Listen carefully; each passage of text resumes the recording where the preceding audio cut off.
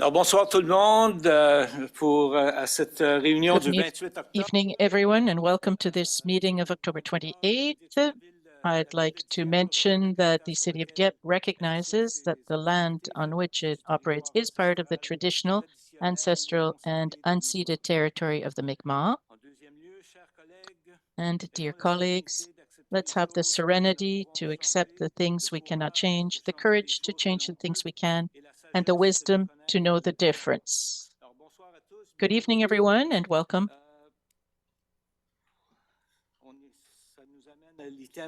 This brings us to item number 4,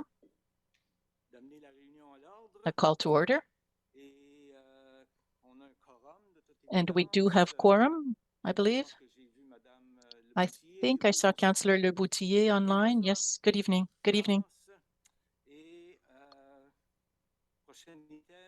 And then declaration, conflicts of interest. Not a lack of interest here. I don't want to hear if anybody has a lack of interest, but are there any conflicts of interest? Okay, no conflicts. Let's move on then.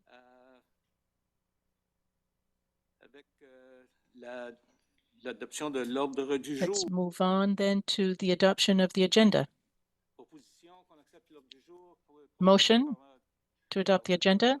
It's been moved by Councillor Turgeon-Roy and seconded by Councillor Birideau.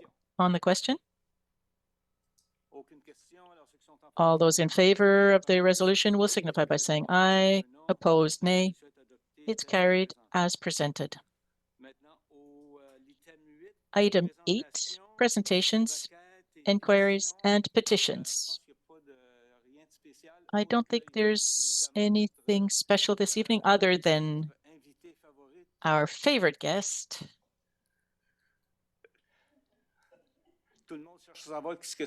Everybody is trying to figure out who it is. Sergeant Hébert of the RCMP is here this evening to give us an update. Good evening, Your Worship. Good evening, members of council, staff, public. Normally, Your Worship, the preferred people are the firefighters usually, but I do appreciate the comment and I will accept it kindly. Thank you. This evening for the Kodiak RCMP, in terms of the community police services, as usual, the patrols are ongoing in the school zones to ensure the safety of the children. Last weekend, the police officers participated in the Halloween event at the Rotary Park in Dieppe. I was told it was a great event. It was quite the success. The manager of the community police, Rick Larose, participated in another meeting with on the safety at Champlain Mall. They talked about the bans of loitering or entering in specific areas under Section 31 of the Trespassing Act of New Brunswick. We had a few interactions with the panhandlers close to the Champlain Mall in the last few days. We try to advise them. If they've already been warned, then they're served with a court document. Now, in terms of the crime reduction unit, once again, a number of cases are under investigation by the CRU, dealing with drugs, the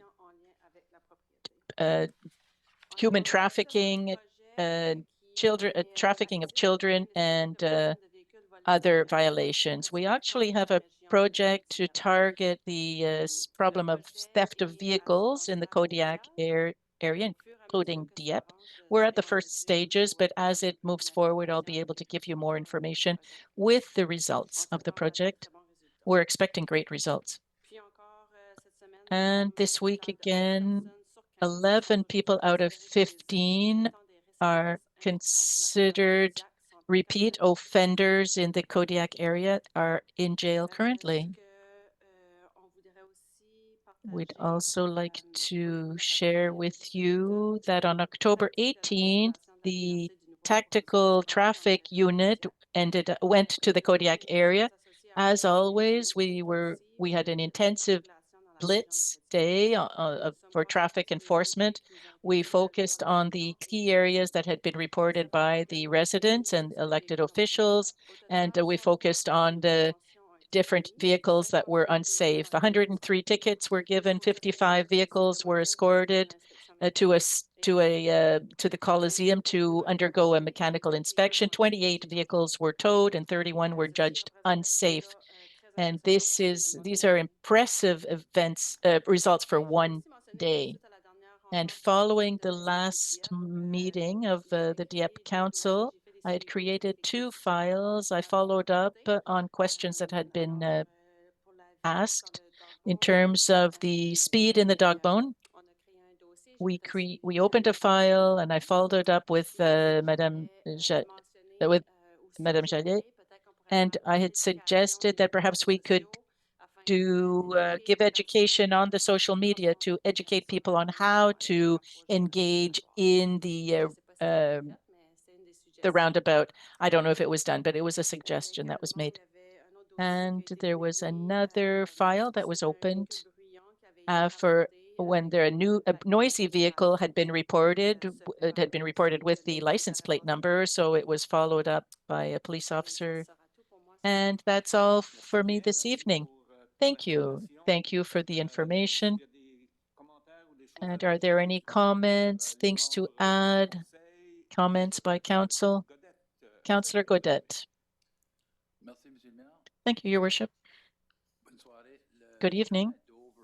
On Dover Road, right up to the city limits, I've received complaints of traffic that is speeding. There are a number of trucks.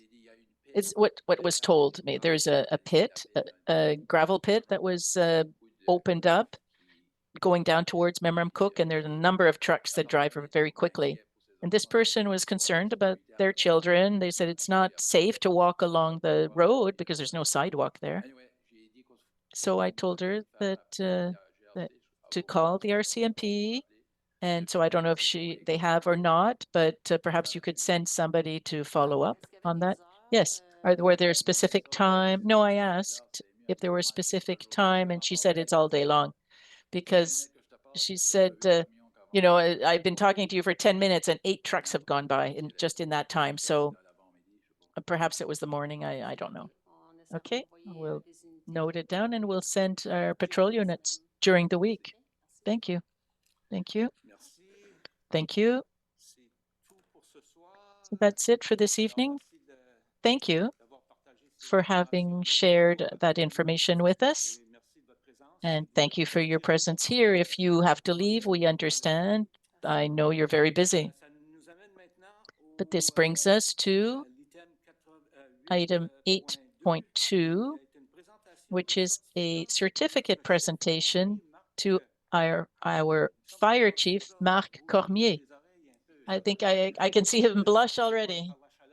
And it's not from the heat. No, it's not because of the fire. So to present the certificate this evening, we have Chief Michael Boyle from the Kennebecasis Valley Fire Department. Chief Boyle? No, I am the one who is going to do it. Mr. Boyle will certainly come forth to present the certificate to our fire chief, but we're very pleased as an organization to welcome the fire chief of Kennebecasis Valley Fire Department. Good evening, Chief Boyle. And to announce a remarkable achievement within our own fire chief. Our chief, Marc Cormier, was recently received the designation of Certified Fire Safety Professional, CSIC in English, from the Canadian Association of Fire Chiefs. This designation is voluntary, but it recognizes professional behavior, training, education, and the necessary skills to be efficient in the fire service today. There are 7 themes: leadership, human resources, governance, business acumen, finance, fire prevention, and the technical aspects of fire fighting. There is an annual event is required to ensure that the recipient is active. And Mark is the 9th fire chief in New Brunswick to receive this designation out of the 167 fire services in the province and one of the 158 fire chiefs from Canada. Chief Michael Boyle acted as an evaluator and a mentor for Mark and supervisor. This recognizes his professional behavior, and we are very proud of him and his exemplary leadership. We're so proud of you. Front and present Mark with his certification, and afterwards we'll take a picture with both of you and Mayor LaPierre for a picture time, Kodak moment.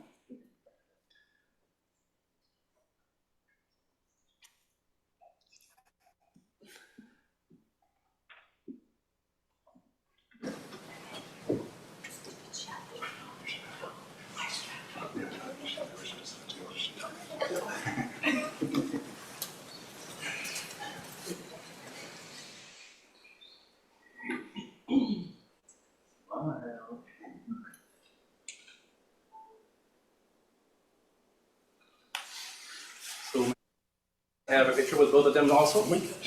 Chief Boyle and Chief Cormier. First time that we have two chiefs in the same room here. Two chiefs in the same room. Well, I'm kind of a chief on my own too.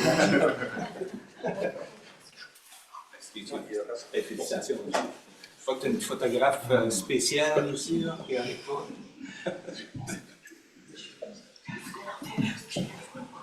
All right. Congrats. Thanks for your help.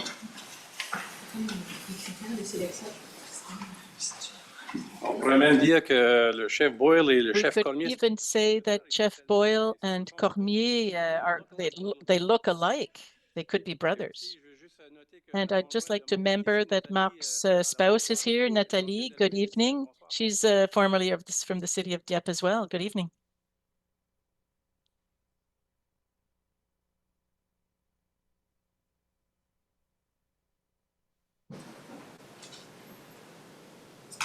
Alors, un des éléments. Ton micro, monsieur. Oups. Je l'avais éteint pour la photo.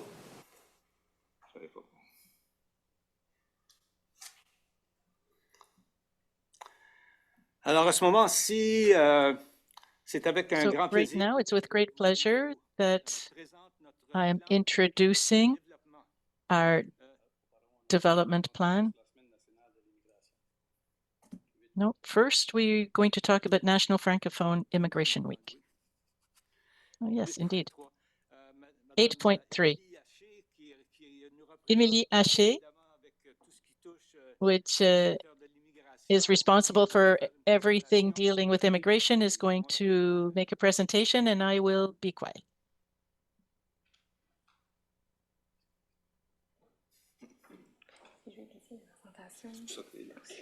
Ça qu'on paye, le salaire qu'on paye, c'est ça. Ça question.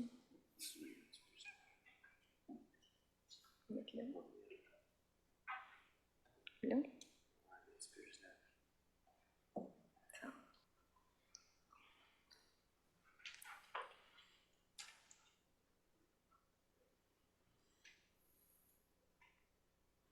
Ah, on est bon.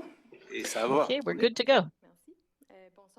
Good evening, Your Worship, members of council. I'm here this evening to update you on the Immigration Service and also to talk about the National Francophone Immigration Week coming up.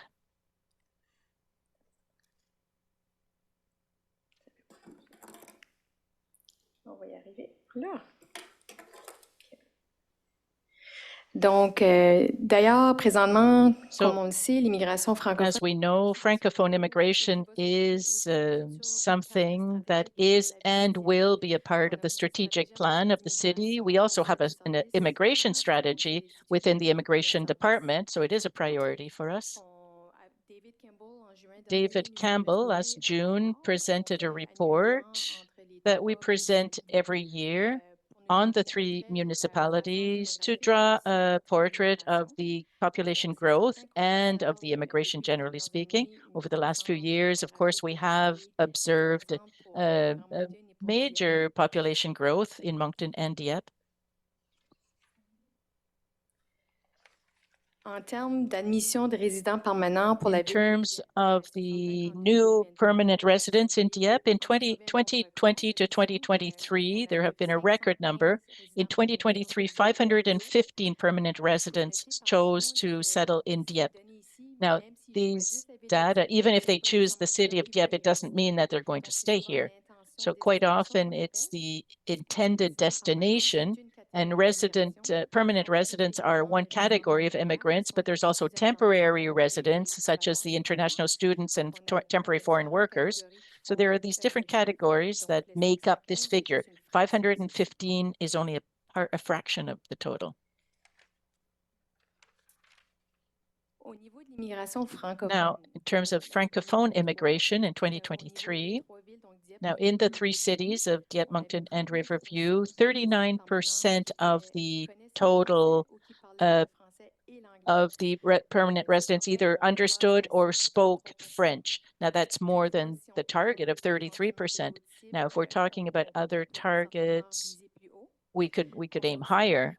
Now the other immigrants who speak neither French nor English went down to 11%. So the newcomers have one or the other of the official languages in greater numbers. Now, amongst the student population, 40% of the student population speak both official languages, and the 40% are Francophone. So we have a good Francophone population amongst the international students. Now, what's interesting to note here is the countries of origin. I compared 2018 and 2023. As you'll note, in red, you have 2023, and in blue, you have the numbers from 2018. So really, there was a phenomenal growth. It's also a different demographics that changes with time. The main countries today are India, Morocco, Cameroon, Algeria, Philippines, Nigeria, Brazil, the Ivory Coast, Afghanistan, and Tunisia.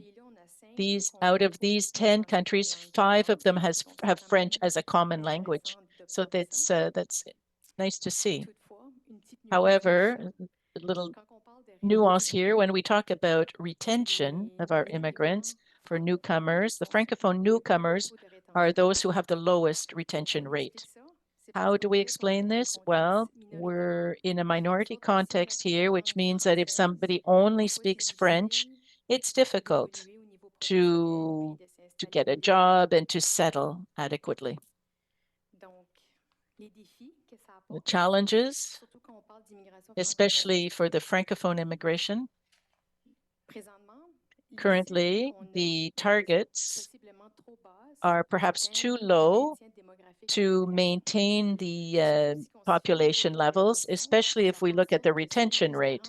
If we only have 47% of the 39, the group that remain is not very big to maintain the Francophone speakers.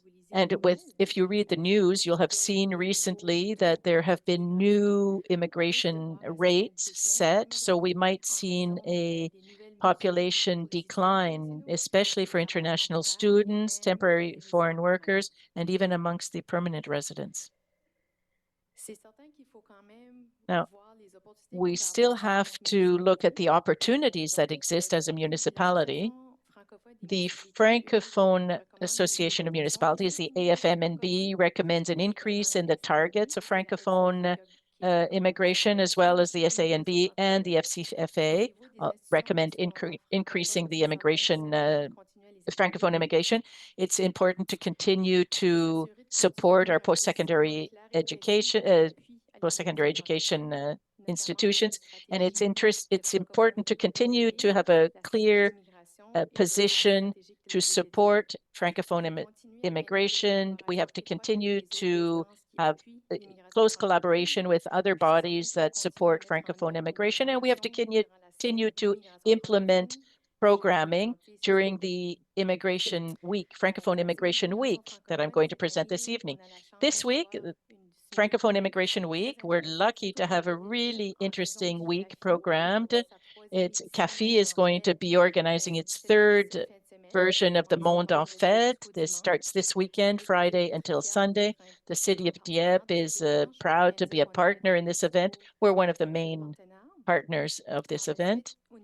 And then the staff will receive training, and we'll have awareness raising activities during the week as well. And we're going to have an activity with the students from SSNB next Wednesday, and there's going to be an activity for children on Friday. So we really try to touch different sectors, and with the Monde en Fête festival, that'll allow a very lively week.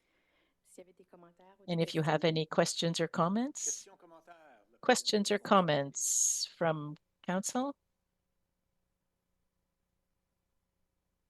No, I don't see anything. Oh, yes, all of a sudden, it's all lit up. Councillor Godbout.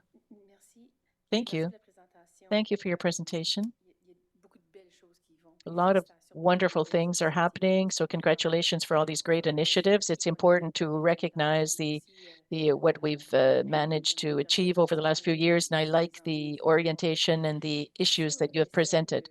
Now, on the issue of determining a new rate and the challenges of the last few weeks. And we understand that if you look at the figures there from 2023, so we can already expect that there'll be a reduction in 2024.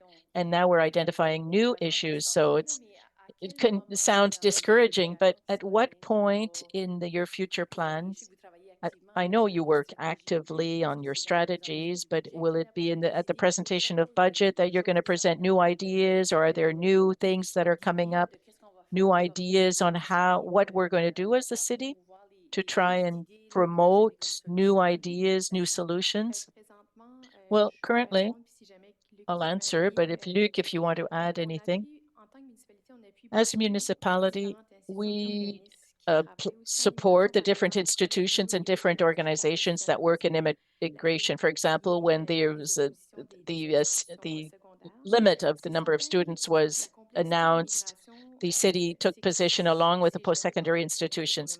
Immigration is the responsibility of other levels of government, but as a municipality, we get the results of these programs. So we get newcomers, we welcome them, but what we can do is to bring this to these other levels and make sure that the people we do welcome are welcomed well. But what happens between the different levels of government? Well, we're going to have to work together.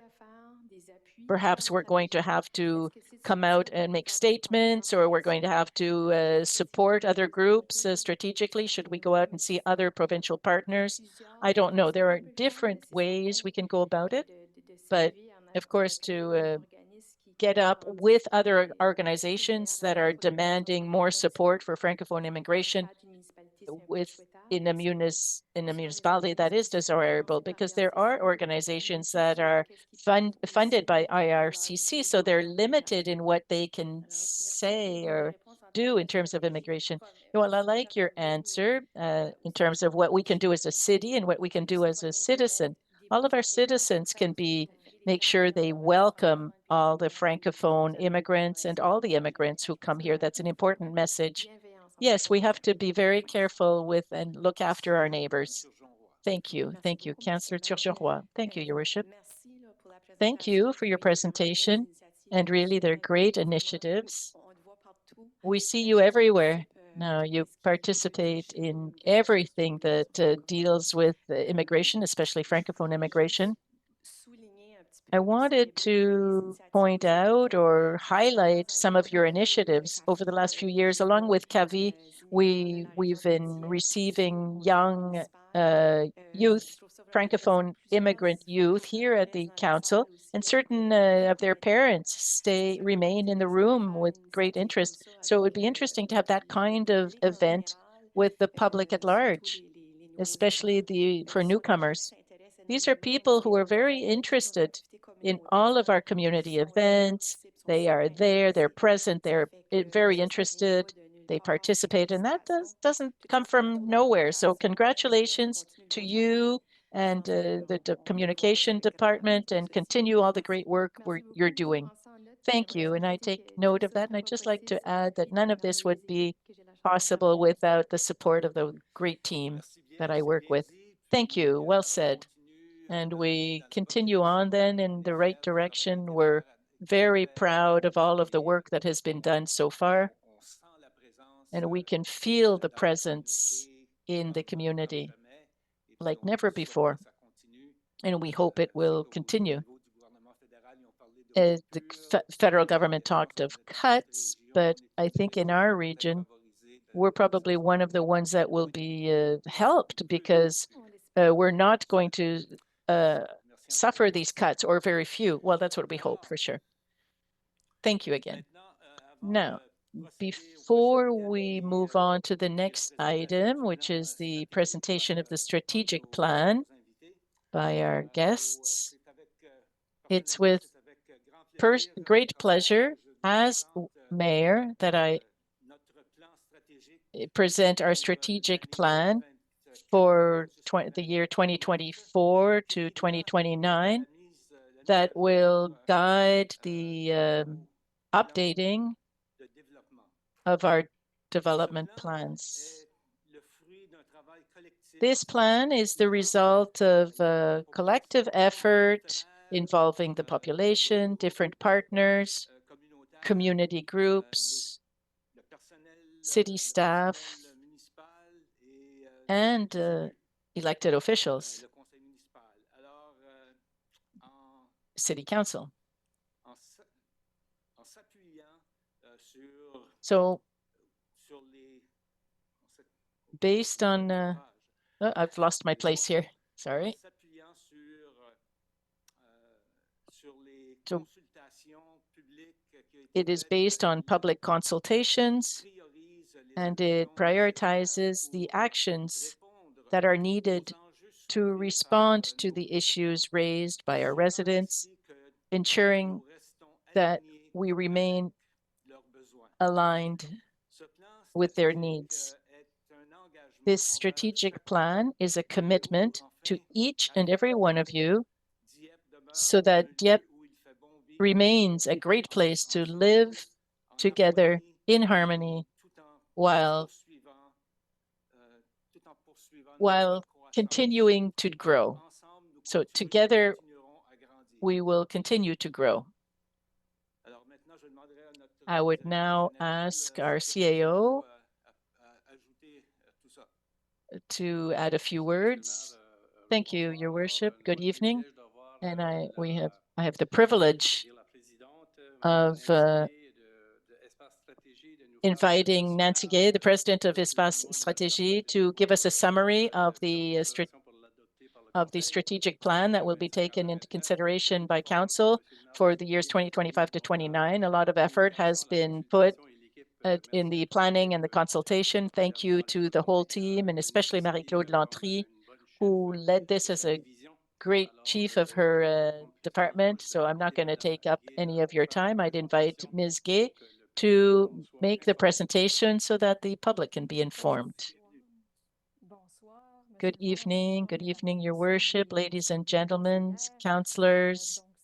So this evening, it's a pleasure for me to give you an overview of the new strategic plan. It's not the first one, so I'm going to share this summary version with you.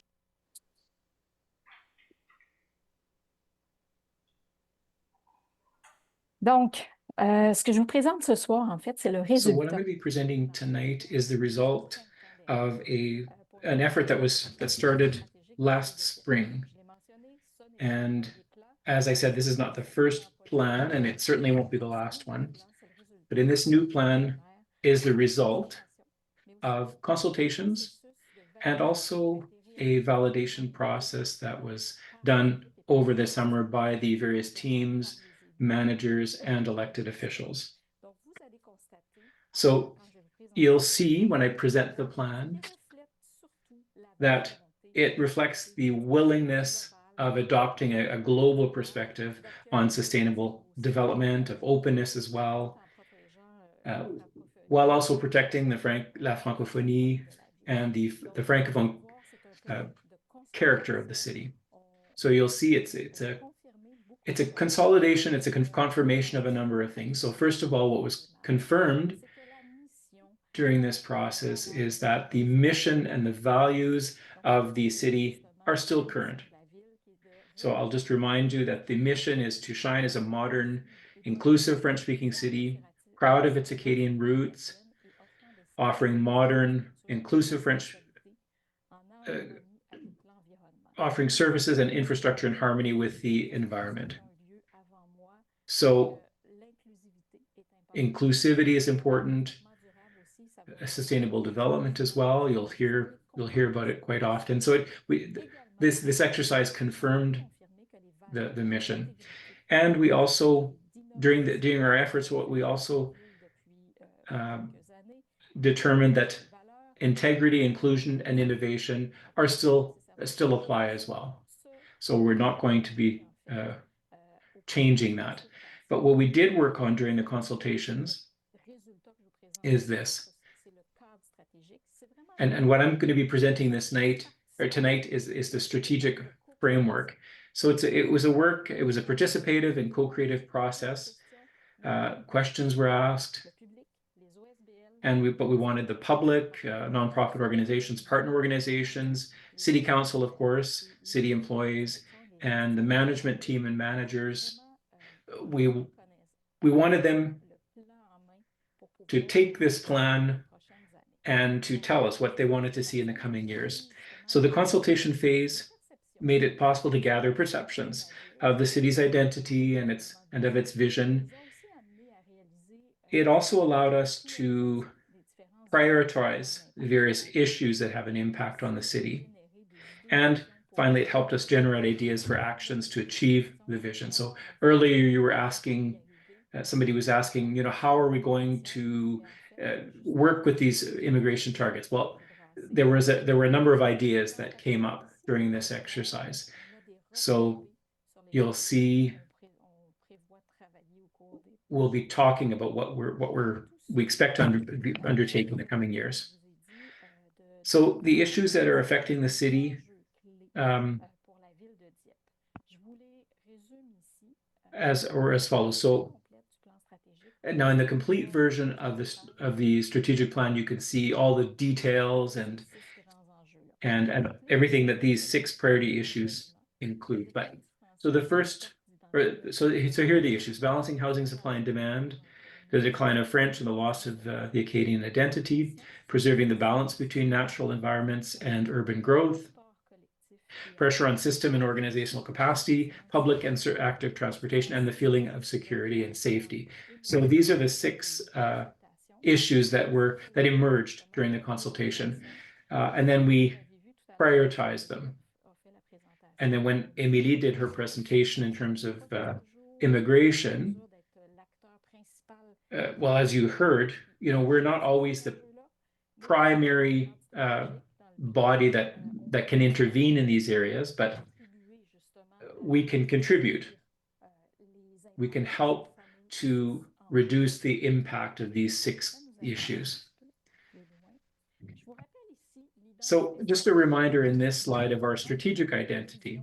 So before I talk about the Vision 2035, it's important to talk about what distinguishes the city of Dieppe. And in your case, identity has something that always has to be protected. We want to make it attractive for current residents, but also for future residents. So it's very important to mention that this identity for Dieppe, and we have to keep referring back to it.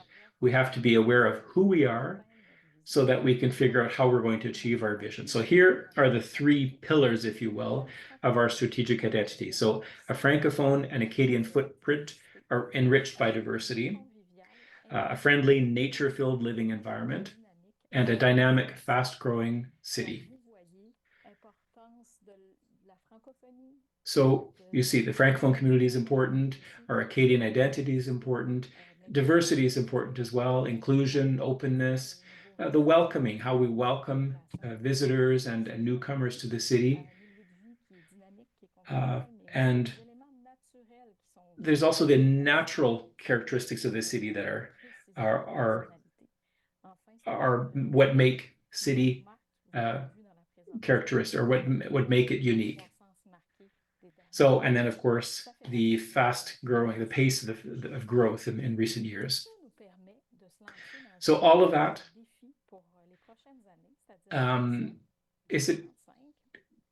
brings us to Vision 2035. So what is our vision for 2035?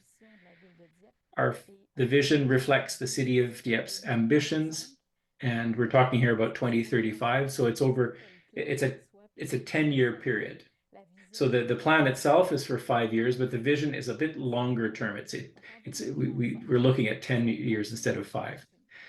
So in 2035, Dieppe will continue to be recognized as a Francophone city proud of its Acadian roots and open to diversity, a vibrant, family-oriented community, safe and in harmony with nature, with a lively downtown where encounters enrich daily life. So in 2035, Dieppe will stand out as a bold city adopting innovative approaches to manage its development in a sustainable way. So that's the ambition that came out of the exercise that we conducted. So how are we going to achieve that vision? It's through 4 directions, or 4 orientations, if you will. Those directions will guide the city's development over the next 5 years in this case. So 5 broad directions. So the first one is a sustainable and prosperous Dieppe. And what do we mean by that? Is that we want to combine urban development with the enhancement of our green spaces and natural environments. The second direction is a Dieppe that's proud of its identity. We want to shine as a Francophone and Acadian city that values diversity. Our third orientation, a dynamic, accessible, and inclusive Dieppe. Here we want to offer a lively and welcoming environment for the well-being of the community. And our fourth orientation, an efficient and committed Dieppe. Here we want to build the capacity to meet the community's needs in a context of growth. So we're aware that we have to do more and we have to do better with newcomers, and maybe we have to do things differently as well. So that's why we talk about innovation. So that brings me to how we're going to achieve these 4 directions. So tonight, I'm going to be just talking about what the expectations, the expected benefits. These are expected benefits. What will flow or stem from the various actions that the teams will be putting in place that will come up in the next few years. So with respect to the first orientation or first direction, a sustainable and prosperous Dieppe, what do we expect as benefits? What do we hope see emerge from this plan? Well, a reduction in greenhouse gas emissions. We want to define a vision of sustainable economic development, densification and mixed use within densification sectors or corridors. We also want to achieve a better understanding and an enhancement of the territory's ecological network, and finally, the protection and enhancement of the banks of the Petit Kodiak River. So in terms of sustainability and prosperity, this is what we hope will happen at the end of our strategic plan. In terms of identity, so a Dieppe that is proud of its identity, and again, we have a number of expected benefits. So what we're hoping to see in the coming years is an increase in the proportion of French language services and activities offered by businesses and the community. We want to see an increased Francophone immigration target or targets, better attraction, inclusion, and retention of French-speaking immigrants. We want to preserve the assets of the French-speaking community. We want to see the Acadian presence grow in the region, and we want there to be a better understanding of Acadian heritage. And then the next slide. So with respect to a dynamic, accessible, and inclusive Dieppe, here's what we expect as benefits: a better balance between housing supply and demand, greater reliability of the public transit network, a city that's better served by public transit and active transportation networks, a reduction in car use, and a lively and safe downtown. And that is, there's a link there with the first presentation. And then finally, an efficient and committed Dieppe. What we expect to see as benefits are an improvement in resident services, efficient use of the city's human and financial resources, and an optimization of public participation initiatives. So those are the expected benefits. And as I said earlier, this is a very quick overview of the strategic plan. So the teams will take those directions and set objectives, specific targets, and as I said as well, over the next 5 years, they will be able to achieve certain things that have already been identified, and as well as identify other opportunities that will help us achieve our goals. So that brings me to the end of my presentation. All right, thank you. I think that was well received. So I'm wondering if any of my colleagues have questions or comments. Councillor Jeannet, go ahead. Thank you, Your Worship. An excellent presentation. It's very exciting that we have this new strategic plan.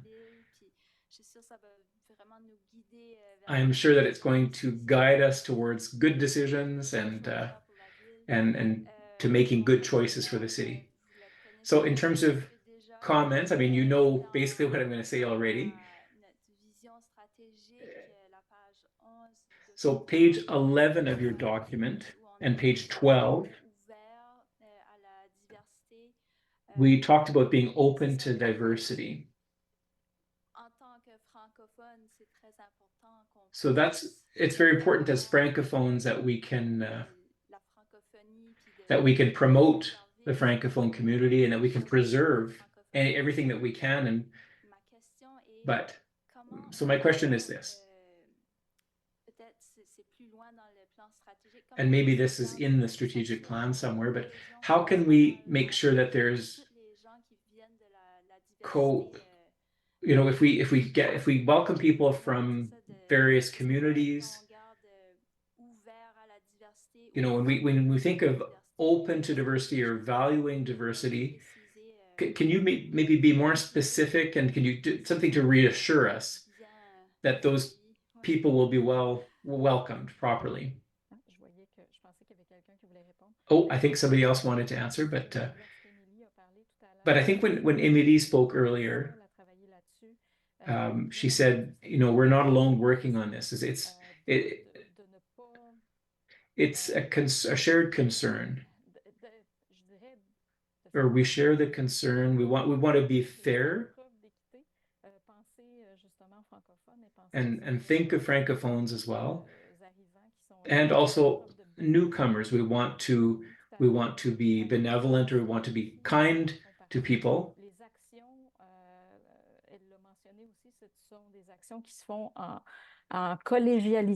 So we're going to be working collegially with other organizations, but in the strategy, the immigration strategy, which is currently being worked on, will have more specific measures in it, aimed at making sure that we're not creating two solitudes. Well, that's my worry, yeah. The way that it was presented, I was worried that we would be creating a duality between Francophones and the rest of the other newcomers. I just wanted to make sure that there's an effort to combine the two groups, or But in other words, otherwise, it's a very well done document. I think I'm going just to add to what Councillor Janet has said. So first of all, thank you for your presentation, Nancy. You know, we had already read this plan, and there are things that came to mind when I was reading it this weekend. When we talk about inclusion and diversity,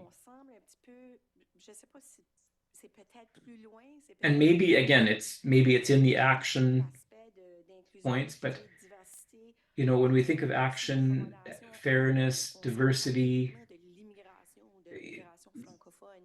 we only seem to be talking about Francophone immigration. We're not talking about the other communities altogether. And I think, you know, in the city's value and vision, I hope that, you know, inclusion will include other groups as well, the people with disabilities, the LGBT community. You know, those people as well have to be able to see themselves in this plan. You know, this is 2024, and we want to, you know, we're thinking of our vision for 2035. So I hope that our actions will reflect that. So I just want to be reassured. Well, I was just going to say, you know, if this can reassure you, we worked with the management team, with managers, and even 3 weeks ago, we were working with the managers. And that's a concern, to make sure that we were inclusive. And you named a number of groups in there. So we don't want to just we don't talk about Francophone immigrants, but we want to include all groups. And that was a concern that was raised by the manager. So I just wanted to mention that. Okay, I'm reassured there. Thank you. All right, thank you. I don't see any other lights going on, so maybe 5 seconds, 10 maybe. All right, thank you very much for your presentation. I think judging the low number of comments, I think that means that this plan it's well accepted, and that it represents the desires of City Council and administration as well. So thank you very much for the work that you've done to date to get us to where we are. I don't know, Marc, if you have anything you want to add. Well, just maybe, you know, when council will make a decision, that's when the work will begin. You know, we've already started part of the budget process, so after that, we'll finalize our action plan for 2025, and the measures so that's the next steps. So follow that. All of that will follow council's decision tonight. All right. Well, again, thank you very much, and we will continue our work. Thank you very much. Have a nice evening. And that brings us now to item 9, questions from our vast public. There were no questions received via phone or web. All right. Then moving on to item number 10.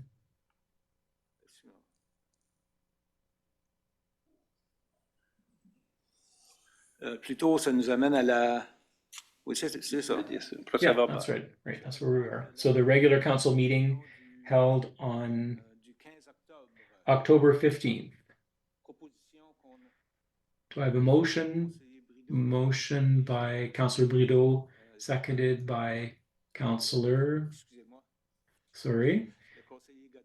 Godette on the question.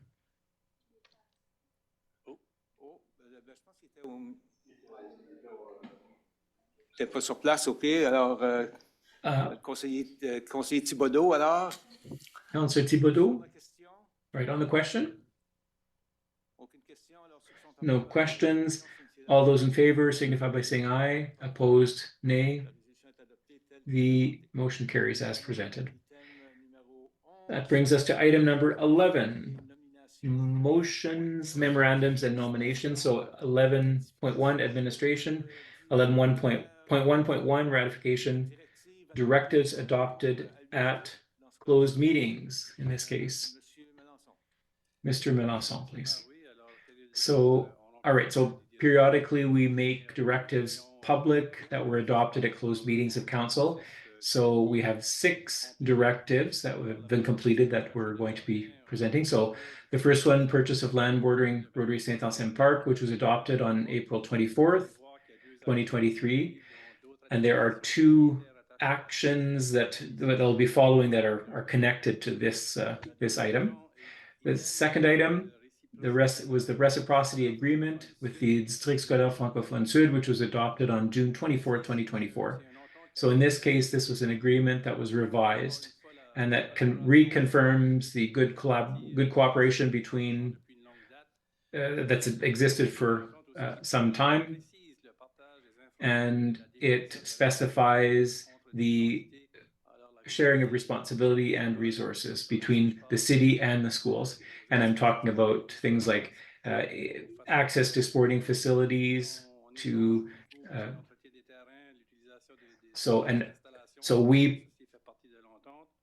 we provide maintenance of those facilities.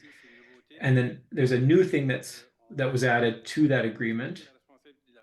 So the municipality is going to be dealing with the reservations, with managing reservations from Monday to Friday. So that's part of the new agreement. So we've been given access to a number of hours of gym space or gym time. So that's and so we want to make sure that there's a fair sharing of time and gyms with youth groups. So, and now we're working on access to gyms on the weekends, and that's something that we'll continue to discuss with the school district. So items 3 and 4 are connected with item 1. So we acquired land from Mr. Bourque near Rotary Saint-Anselme Park. It's to better preserve nature on that property. So that was a purchase for over $400,000. And then another land purchase at Rotary Saint-Anselme Park with Mr. Adam Friolet, that was adopted on May 13th, 2024 as well. And this is a lot that is worth about $150,000. So that acquisition was completed. And so now those 2 lots belong to the city, and they give us a lot more land around Rotary Saint-Anselme Park. Then in item number 5, there were 4 lots that were purchased on Gold Street, and that will complement the musical venue, and it will give us access on Gold Street. So the value of this transaction was over $250,000, and so that transaction has been completed, and it now belongs to the land now belongs to the city. And then item 6, partnership agreement, Fusion Productions, adopted March 25th. So this establishes a 3-year agreement for an event that began in 2024. It also optimizes the use of events at the Uniplex when the ice is not there. So there are 2 years left in this agreement. So these are the directives that are being made public. All right, who would like to read the resolution? Mr. Brideau, please, or Councillor Brideau. Thank you, Your Worship. That Council ratify the directives adopted at closed meetings of Council concerning the following topics. Purchase of land bordering Rotary Saint-Anselme Park, adopted April 24th, 2023. Reciprocity agreement between the District Scolaire Francophone Sud, adopted June 24th, 2024. Land purchase, Rotary Saint-Anselme Park border, Don Book, adopted May 13th, 2024. Land purchase, Rotary Saint-Ancien Park border, Adam Friolet, adopted May 13th, 2024. Land purchase, Gold Street, adopted August 12th, 2024. And partnership agreement, Fusion Productions Incorporated, adopted March 25th, 2024. So I so move. Moved by Councillor Brideau, seconded by Councillor Lantaigne. On the question. No, seeing no questions, all those in favor signify by saying aye. Opposed, nay. The resolution carries as presented. That brings us to 11.2, community development. Mr. Melanson. So annually we have a very special visitor every year. The Santa Claus parade in the Dieppe, Riverview, and Moncton region is slated for November 23rd. So notices will be put in place and signage will be put in place. But to be transparent and to do this publicly, we ask Council to accept the following resolution. All right, who would like to read the resolution? Councillor Godet, please. Thank you, Your Worship.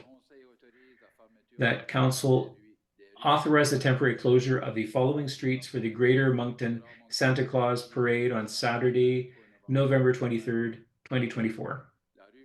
Champlain Street from the western city limit to Acadie Avenue from 4 to 7 p.m. Paul Street from Champlain Street to Olivier Street from 4 to 7:30 p.m. and Virginia Avenue from Champlain Street to Beauséjour Street from 4 p.m. to 7 p.m. I so move. Moved by Councillor Godet, seconded by Councillor Leboutier. On the question. Seeing no questions, all those in favor signify by saying aye. Opposed, nay. The resolution carries as presented.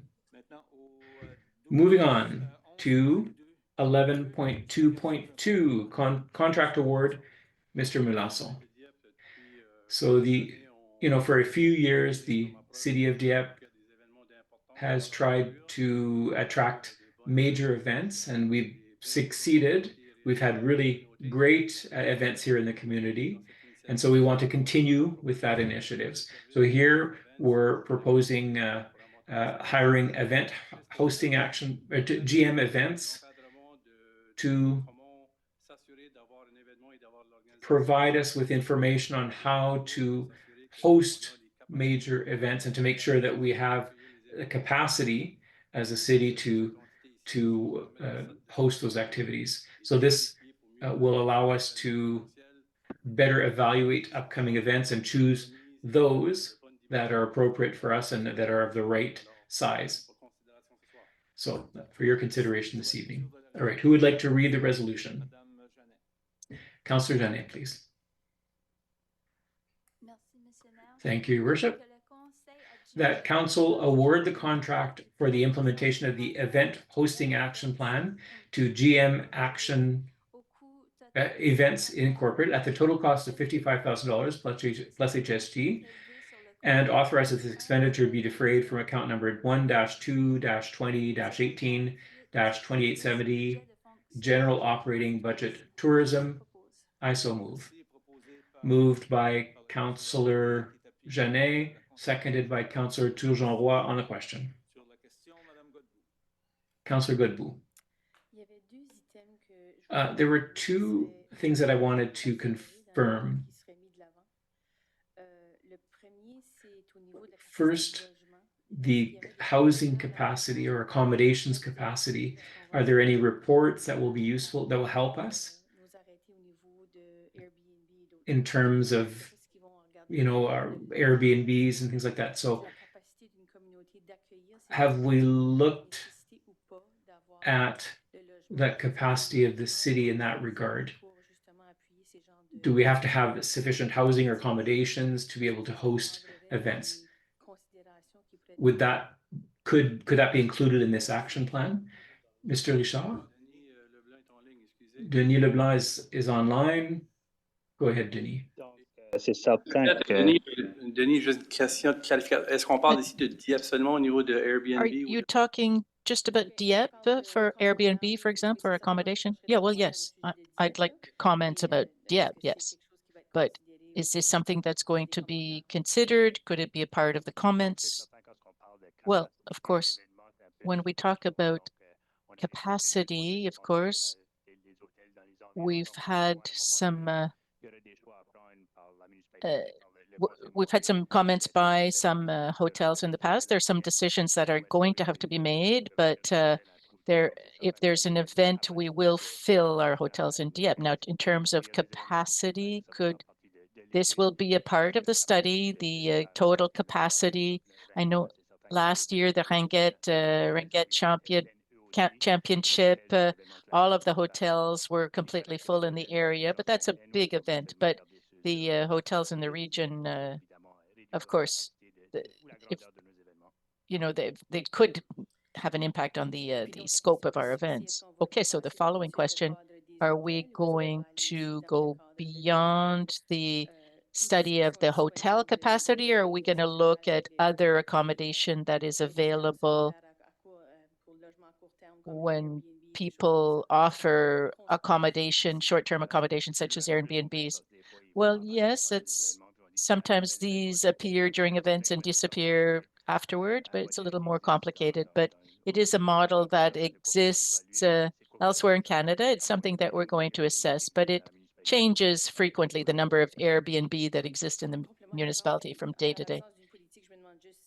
Yes, and I'm just wondering if you have a chance to do so in the report. It would be interesting. At least I'd be interested in seeing if there is a policy on these issues. Is it something that we should be considered? What are the issues that could influence the decision? This would be a comment that would be useful for me to not just limit ourselves to hotels per se, but because the reality is that some of these events are successful. Sometimes there are communities that complain because people use Airbnb, but I'd like to understand the issue better if we're studying the whole new policy.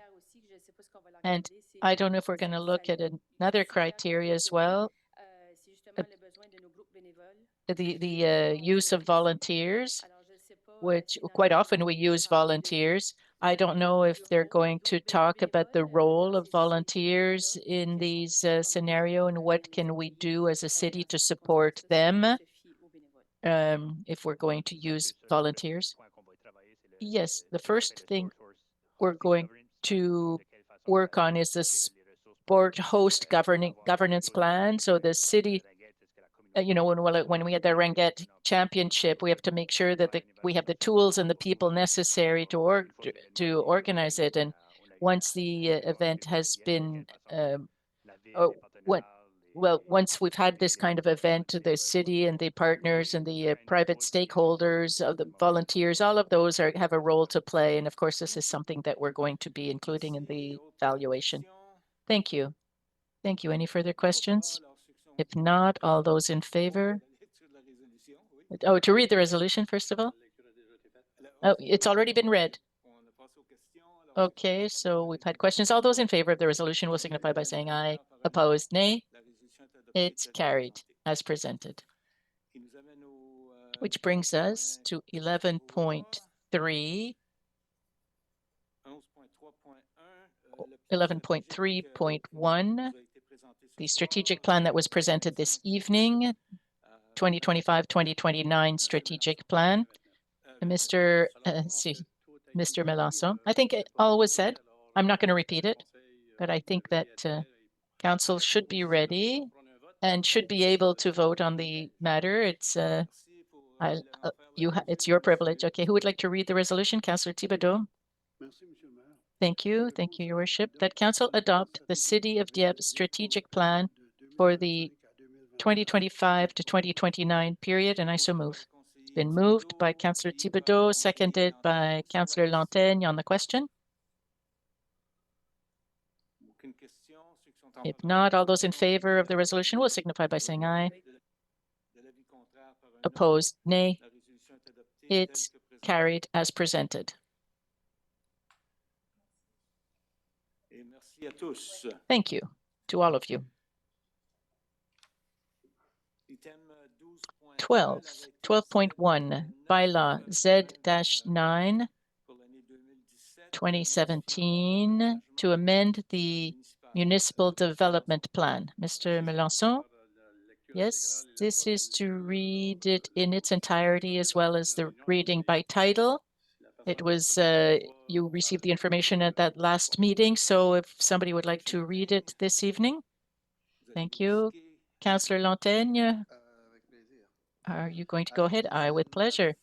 It's bylaw Z-9, 2017-11, a bylaw to amend a bylaw relating to the City of Dieppe Municipal Development Plan bylaw. The Council of the City of Dieppe, under the authority vested in it by the Community Planning Act, SNB 2017, Chapter 19, enacts as follows. The bylaw relating to the City of Dieppe Municipal Development Plan, being bylaw number Z-9, 2017, enacted on the 11th day of September 2017 and filed in the Westmoreland County Registry Office as number 3753-8742 on November 3, 2017, is hereby amended as follows. Schedule A1, entitled Generalized Land Use Map, whenever it is mentioned in the text of the City of Dieppe Municipal Development Plan bylaw, is amended by the map hereto attached as Schedule A-1-12, and I so move. It's been moved by Councillor Lantaigne, seconded by Councillor Bridreau on the question. If not, all those in favor of the resolution will signify by saying aye. Opposed, nay. It's carried as presented. Now, in third reading by title only, Councillor Lantaigne. Bylaw Z-9, 2017-11, a bylaw to amend a bylaw relating to the City of Dieppe Municipal Development Plan bylaw, and I so move its third reading by title only. Thank you. It's been moved by Councillor Lantaigne, seconded by Councillor Bridreau. Councillor Bridreau, yes? Yes, good. All those in favor of the resolution will signify by saying aye. Opposed, nay. It's carried. 12.2, bylaw Z-10, to read it in its entirety, and I'm sure everybody's going to volunteer for this. Councillor Godbout is willing. Thank you. Bylaw Z-10, 2021-12, a bylaw to amend the City of Dieppe zoning bylaw. The Council of the City of Dieppe, under the authority vested in it by the Community Planning Act, SNB 2017, Chapter 19, enacts as follows.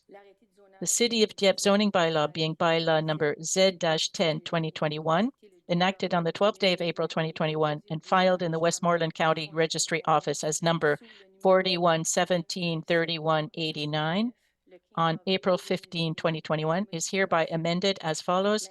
Schedule A, entitled City of Dieppe Zoning Map, wherever it is mentioned in the text of the zoning bylaw, is amended by the map hereto attached as Schedule A-8. And I so move it. I move its reading in its entirety. It's been moved by Councillor Godbout, seconded by Councillor Jeannet on the question. If not, all those in favor of the resolution will signify by saying aye. Opposed, nay. It's carried in its entirety. Now, we need third reading now, Your Worship. Oh, yes, third reading by title only. Your Worship, bylaw Z-10, 2021-12, bylaw to amend the City of Dieppe zoning bylaw, and I so move its adoption by third reading, by title only and third reading. Thank you. It's been moved and seconded on the question. All those in favor of the resolution will signify by saying aye. Opposed, nay.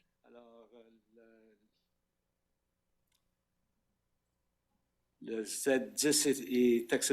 Z-10 is carried in its entirety, which brings us to 12.3, bylaw C-2, 2024, relating to the collection and disposal of waste for a first reading, summary reading.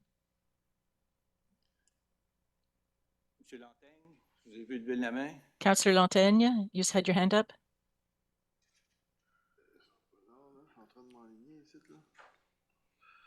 Voilà. Here we go. Lecture sommaire. Donc, Summary reading. So, bylaw C-2, 2024, a bylaw relating to the collection and disposal of waste in the city of Dieppe. en vertu des pouvoirs que lui confère la Pursuant to the authority vested in it by the Local Governance Act, SNB 2017, Chapter 18, the Dieppe Council duly assembled enacts as follows. 1. Definitions. 2. Collection service. 3. Separated waste. 4. Disposal of waste. 5. Commercial and industrial properties. 6. General. 7. Enforcement. 8. Offenses. 9. Repeal. And I so move in as a summary reading. Thank you. It's been moved by Councillor Lantaigne, seconded by Councillor Thibodeau on the question. If no questions, all those in favor of the resolution will signify by saying aye. Opposed, nay. It's carried as presented. Now for third reading by title only, a bylaw C-2, 2024, a bylaw relating to the collection and disposal of waste in the city of Dieppe. And I so move it in third reading by title only. Thank you. Moved by Councillor Lantaigne, seconded by Councillor Thibodeau on the question. Councillor Jeannet, yeah. Just have a brief question.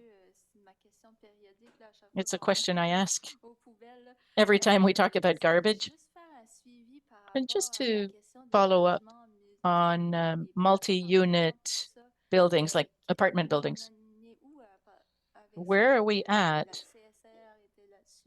I know that the RSC was working on this as well.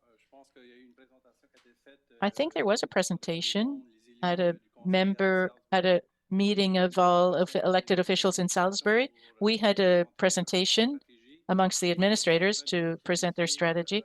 They're planning the timing and the action plan.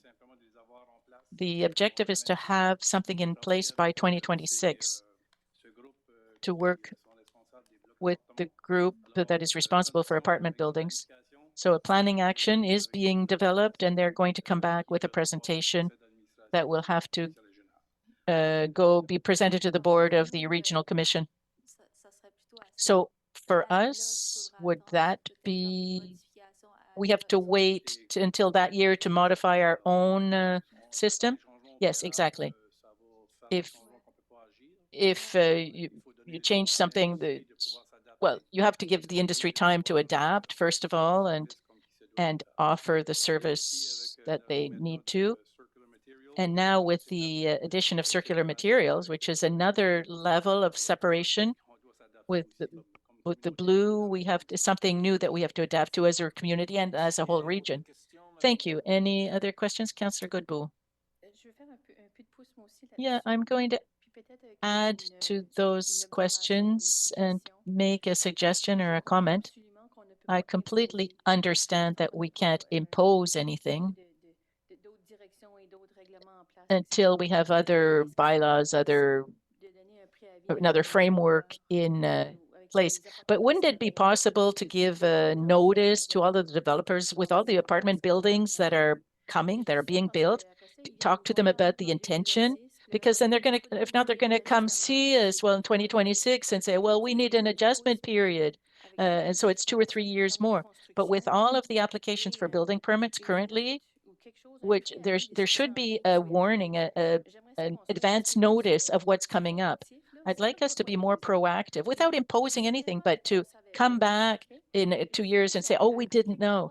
So it's somewhere along the line in the process, wouldn't it be possible to give them this advance notice, to tell them what we are planning on doing? I think it would be a really good way of telling them that when it comes the time to implement it, it'll be a lot easier if it's a part of change management. It just so that they know that it's coming and so that they can get used to it and so that they be clear on what's coming. So it's just a suggestion to see if it's something we could be doing. We know that all of the buildings are going to have to be adapted inside as well. And this is something that we are sharing with the administration of the Regional Commission. We have to have advance notice. We have to educate. We have to inform our partners. And the truckers have to be adapted as well with their equipment. So all of that has to be taken into consideration. The quicker we can have a date for the implementation, the quicker we can give more specific information, which doesn't mean that we can't share the message that it's coming, but we don't have a date yet. That's the challenge. Okay, well, thank you. And I think that we only have one section left, and I think it's your turn. Have we adopted it in third reading? Perhaps not. We finished questions, so all those in favor will signify by saying aye. Opposed, nay. I was sure we had done that already. Okay, let's start with Councillor Le Boutier online. I have nothing this evening. Thank you, Your Worship. Thank you. Councillor Gaudette. Thank you, Your Worship. Just one thing that somebody asked me about for on-demand transportation with the Blaise bus company. You have to go to a specific area so that they come pick you up. But I had some concerns. There was a family that used the service. They live in the Dover Road area, so at the city limits, and they'd had to get all the way to Bayview Court. And he said it wasn't safe at all for them to go on foot. So I was wondering if there were options to accommodate them. They sent me something I asked them to send me something in writing. I don't know how far it is, but I think it's quite the walk. And there are no sidewalks, of course. It's just a question that they asked me. Well, if we get the request, we can follow up on it and make sure that, yeah, I will let you know. And that's all for me this evening. Thank you. Councillor Jeannet, thank you, Your Worship. I have nothing this evening. Have a good one. Thank you, Councillor Brideau. Thank you. Well, the only thing I'd like to mention or remind people of is that we're coming to Halloween evening, so let's make sure that our children are safe in the streets and that they are accompanied. Have a great evening. Happy Halloween to everybody. Thank you. Monsieur Thibodeau. Councillor Thibodeau. Et voilà. La semaine dernière, nous avons eu Last week, we had the general or the AGM of Magma. I have the annual report here if somebody wants to look at it. I was also given on behalf of the city this award. It was presented to the cities of Moncton, Riverview, and Dieppe in recognition of the efforts to promote community partnerships and building welcoming and inclusive communities for all. So October 23rd, 2024. So I want to give you this award, Your Worship. Oh, we'll find a place for it. Thank you. And I have one other part as well. It's for Marc-André. I went on to Gulf Street and there were speed signs. Those going north, or the sign going north is too close to the curb. It's an S-shaped curb and it's right after. the sign comes right after, so I don't think it's very useful to put it, the location is there. It should be a little further. Parce que les gens ne peuvent pas faire de vitesse juste après ce que People, c'est impossible. you know, you can't speed right after you're coming out of that S curve there. So, okay, well, I will look at what was done with that sign.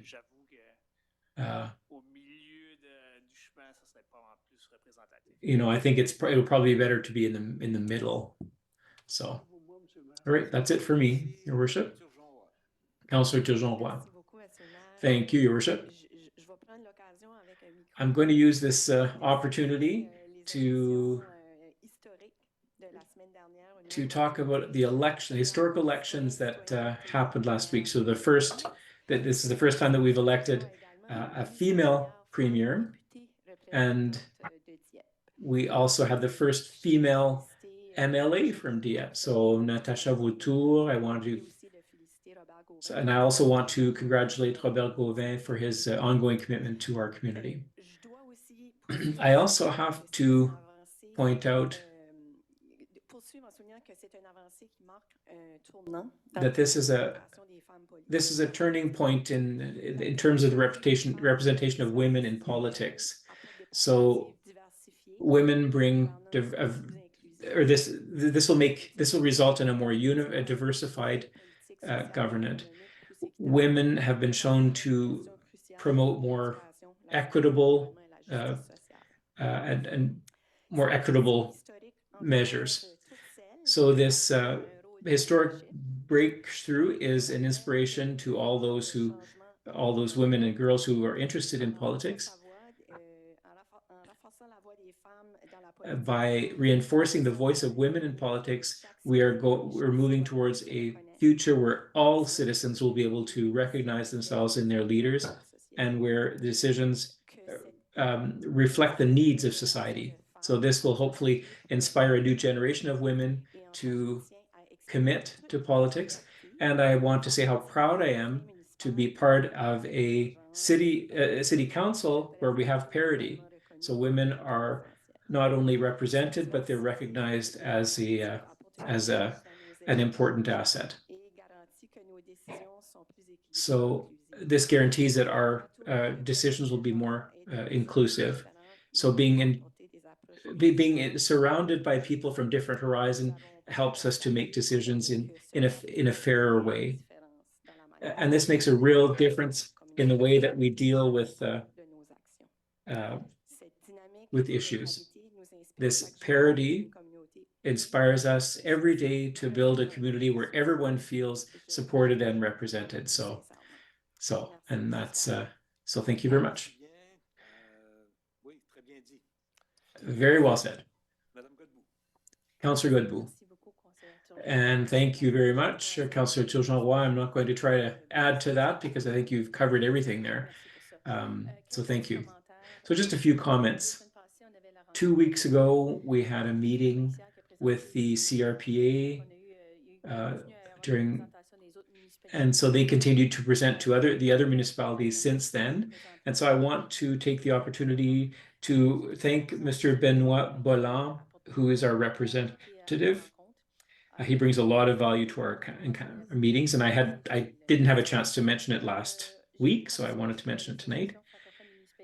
I also participated in the Francophone Municipalities Association in Edmundston last week, and it's always a pleasure to see how the city of Dieppe is seen by our colleagues from other regions.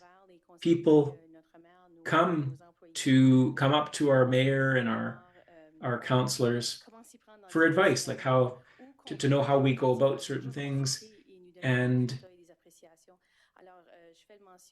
so I just want to make a shout out to the representatives who were there, but just to let you know that you are recognized. Our staff is also recognized for their contribution. So we really saw, our mission is to shine. And I really saw that in Edmundston last week, and it was really nice to see that. I had a question. At one point, okay, so we've had a change of government. So the previous government, we had issues in terms of, the province's contribution to our projects. There was there was a lack of willingness or desire to get involved in our projects. But at one point, will there be something done at the municipal level to determine what projects were set aside because we didn't have willingness on the part of the province to help us? And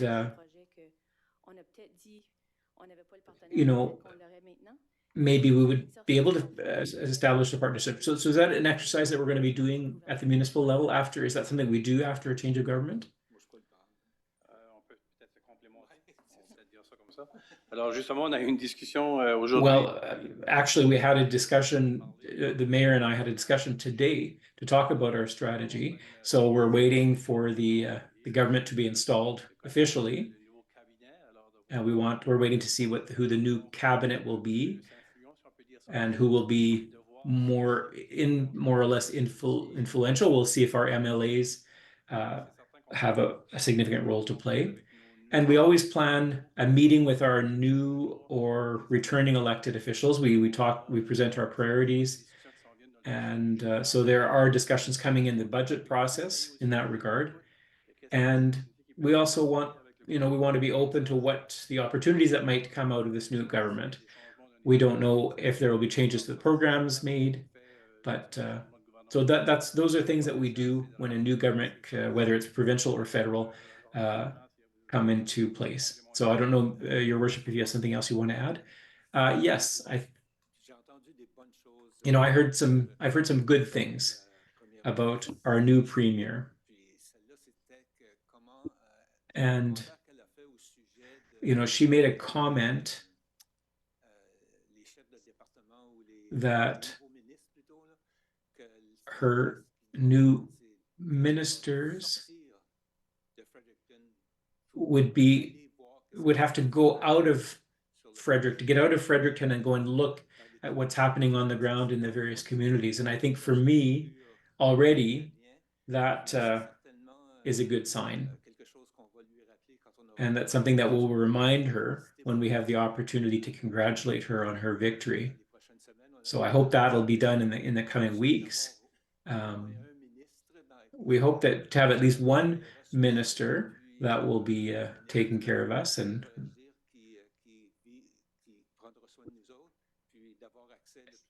we hope that we'll have quick access as well to present our priorities. There have already been discussions with our two MLAs, or the ones that were elected, and we're very confident to make a few files, make progress on a few files that weren't moving. All right, well, and happy Halloween to everyone as well. Be careful out there. Councillor Dantin. Thank you, Your Worship. So very quickly, I just wanted to congratulate, the fact that we have a woman MLA from Dieppe, a woman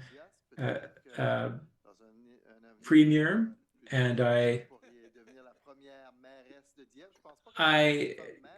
don't think we've ever had a female mayor, a woman mayor. So unless I'm missing something, but I really appreciate your enthusiasm. So if you want to run for mayor, I'll support you. All right, so just one point that I wanted to bring up. I was asked if the city, and I know we don't have any, but this was mentioned by Councillor Godbout earlier, with respect to Airbnbs. I know that there are challenges. I know we don't have a policy or a bylaw, but where are things at on that file? Is this something that we're studying? Is this something that we're looking to put in a framework in the near future? That's something I'd like a bit more information on. Well, Mr. Girard, if you have something, if you want to say something, and I might add to your comments after. Thank you for your question. Well, what I can tell you right now is that it was the province that was, it's up to the province to come up with regulations. You know, that's what we've seen in Quebec and BC. So there's provincial regulation. So at this point, you know, if it was up to every municipality to do that, it would be very difficult to implement. So that's what I can tell you today. But there is a study that's underway at the provincial level. Okay, well, yes, it would facilitate things. Do you know if any other municipalities in the province? And do you know what kind of do they have any regulations or bylaws or? No, this was a question that was brought forward by a number of municipalities, and I participated in discussions at the provincial level. This is a challenge that was raised by a number of municipalities, and that's why the province wanted to play a leadership role on the file. So they were looking at legiferating at the provincial level. Okay, well, that's good. Happy Halloween. Stay safe. I hope that our little monsters will be safe. And just a reminder that young people will be out until about 8 o'clock. So trick or treat, that's the time. That's up until 8 p.m. there. All right. Have a nice evening, everyone.